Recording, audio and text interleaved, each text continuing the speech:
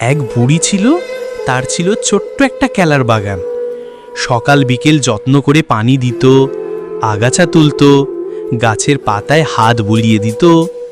বুড়ি ভাবতো, এই কলা পেকে গেলে বাজারে বেচে কিছু টাকা হবে, আর একটু মিষ্টি খেতেও পারব। কিন্তু একদিন হঠাৎ গ্রামের দুষ্টু বানরগুলো বাগানে ঢুকে পড়ল। তারা ডাল ভেঙে, পাতায় দোল খেয়ে সব পাকা আধ পাকা কলা একেবারে চিবিয়ে ফেলল।